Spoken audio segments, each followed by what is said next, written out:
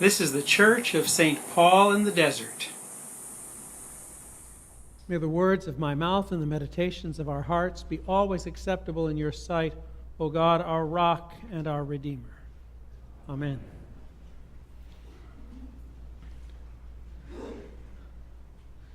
There are a lot of things that can be said about the various scriptures today, but I'm wanting to focus on two words. And in the gospel, we read that Jesus, after the feeding of the 5,000, Jesus went up to the mountain to pray by himself. He'd sent the disciples on their way, and they were at sea, and everything was going wrong for them. The wind was against them, the sea was rough, and then it says that Jesus walked to them on the sea. And the second word has to do with Peter. When Peter is called to Jesus, he's kind of demanded that Jesus ask him, if you are really him, tell me to come out and walk on the water. And Peter starts walking on the water. So the two words are the sea and the water. They're really quite different. And it's not about the words themselves, but it's about what they mean. We often think about this story as about Jesus walking on water and Peter walking on water, but there's two different things. Jesus is walking on the sea. And for ancient peoples, the sea was quite different than other kinds of water. The sea was the place that was symbolic of chaos and monsters. We have lots of monsters in the Bible that live in the sea. There's Leviathan that lives in the sea, which God made for the sport of it. And so when Jesus walks on the sea, Jesus isn't just getting from point A to point B more quickly than if he walked around the lake. Jesus is showing that he is the Lord even of chaos. And he's over even the monsters and the things that make storms and put his disciples at risk. On the other hand, Peter is simply being called out to walk to Jesus on the water. And he starts, and the gospel says, he started walking on the water toward Jesus, and then he noticed the sea. He noticed the wind and the waves, and all of a sudden he realized he didn't want to be there, and he started to sink. And he cried out for Jesus to save him. Well, words are very important, and perhaps, I don't know whether you like the idea of the anthropology lesson about what sea and water really mean differently, but there's two words that are very important today, and the words are prejudice and racism. And people often use them interchangeably as if they're the same thing, but they're not.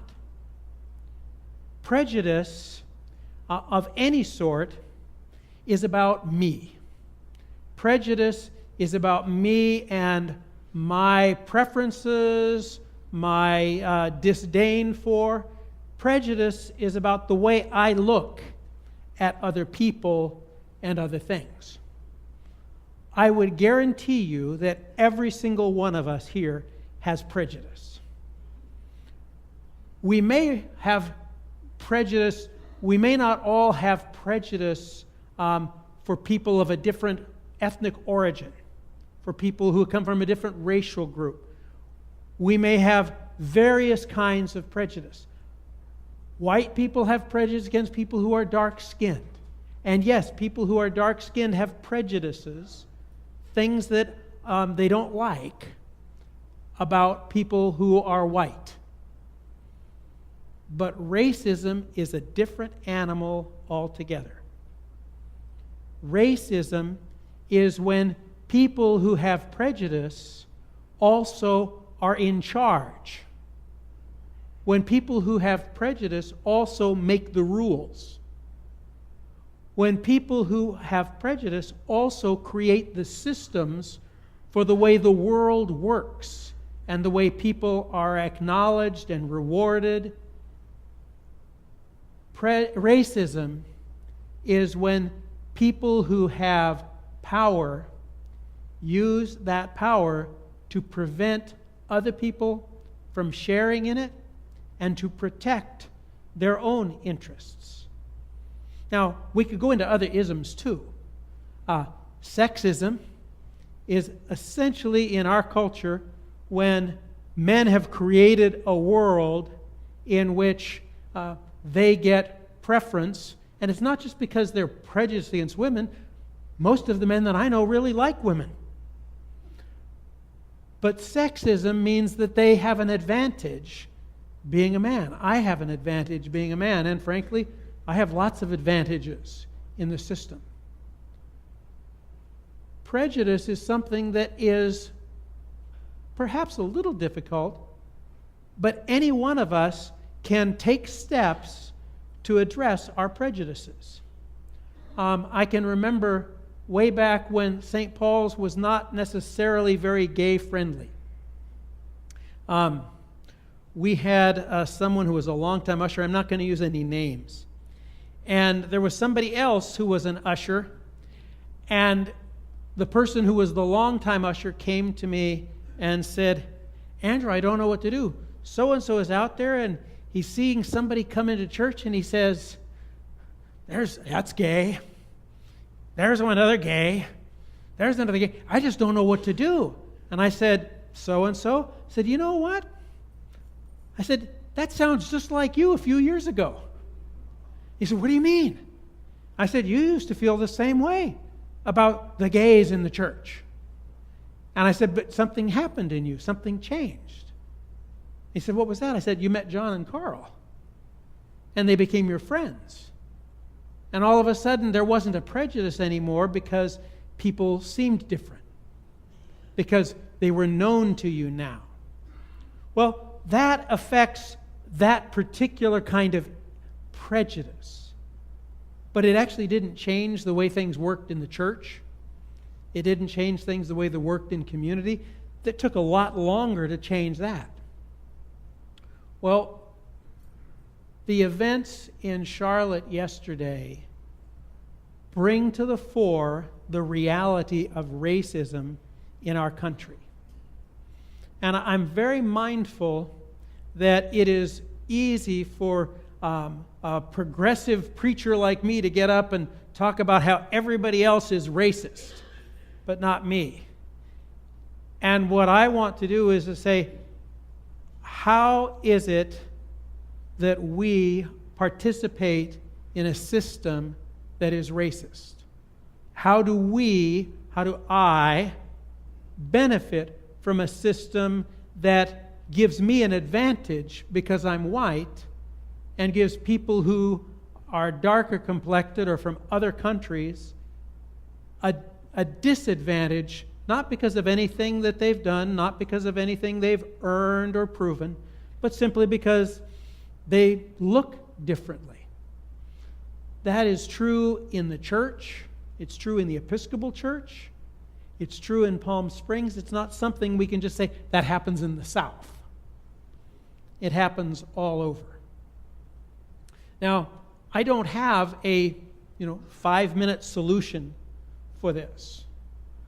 But what I have is I want to turn us back to the Scripture to look at this. Because there's a similarity between the way Peter acts in the Gospel and the way that Elijah acts in the reading from 1 Kings. Now, Peter has been in the boat and he's been anxious and afraid and everything else, and he sees Jesus and he wants to be a part of what Jesus is doing. So he says, "Jesus, let me walk on the water." Not understanding that Jesus was walking on the sea and Jesus was into something even bigger than he could imagine. Elijah has been a good prophet for his ministry to God. He has taken on people who would be unfaithful to God and would try to lead the people of Israel astray. He's just come off of Mount Carmel, where 450 prophets of Baal stood against him as to who was really God. And Elijah was the one who stood up and invited God to prove that God was the one and not Baal. And as soon as that was over, Elijah found that he was being threatened by Queen Jezebel. And he ran. Not sure if he ran or had a donkey or something, but he ran for 300 miles down to Mount Sinai, to Horeb. And he's wanting to be in touch with God. And so when God first addresses him, he has this speech. He says, I have been very zealous for the Lord, but the people of Israel are betraying their faith. They've knocked down the altars, they're killing the prophets, and now they even want to kill me. He's kind of focused on himself right now. And so God says, go stand in the crevice of the rock as I pass by. This might even have been the same crevice that God told Moses to stand in so that God could pass by. And that there was wind and God wasn't there. There was earthquake and God wasn't there. There was fire and God wasn't there. And there was a still small voice, or a sound of sheer silence. And at that sound of sheer silence, Elijah wrapped himself in a mantle and went out to stand before God. And God asked him a question for the second time. He said, Elijah, why are you here? Elijah's job was up in the northern part of Israel, north near Haifa in Israel, which is modern-day Haifa in Israel. His job was dealing with Ahab and Jezebel. And what was he doing down in Sinai when there was still a lot of work to be done up north? And do you know what Elijah said when he was asked that question for the second time after having stood in God's amazing presence? He said exactly the same thing. I have been very zealous. It's as if he had a script and he wasn't really engaged in what was going on. Do you know what Moses did when Moses stood in the crevice of that rock and the Lord passed by? Moses immediately began praying for the people that God would not take God's anger out on them, but that God would give them another chance and that God would show mercy. Moses was kind of a stand-up prophet, and Elijah, for all sorts of reasons, wasn't up to the task at this point. And that's when God says, we're done here. Elijah, you're done. I want you to go and appoint so-and-so as a king, so-and-so as a king, and I want you to appoint Elisha as your replacement.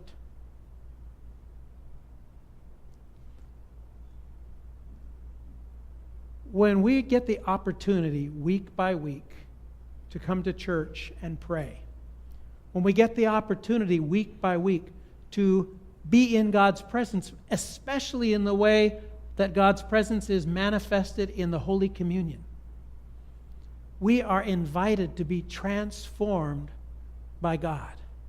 We are invited to be transformed by God's love. When we come to church on a Sunday morning, it's almost like we ought to have a quiz going in and a quiz going out. Where are your thoughts as you come into church today? And what is your opinion about this and opinion about that? And when you leave, I think it's a shame if we leave exactly the way we came in. Jesus has been out at a feeding of 5,000 people. The disciples have been doing the work, moving those 5 loaves and 2 fish among more than 5,000 people. Everybody's tired. Jesus is the one who is the Lord of chaos, the Lord over chaos, the one to put away that brokenness and injury, and expects his disciples to be full partners with him. Jesus asks us, after coming to communion, if we are ready to walk on the sea, and often we're just satisfied walking on water.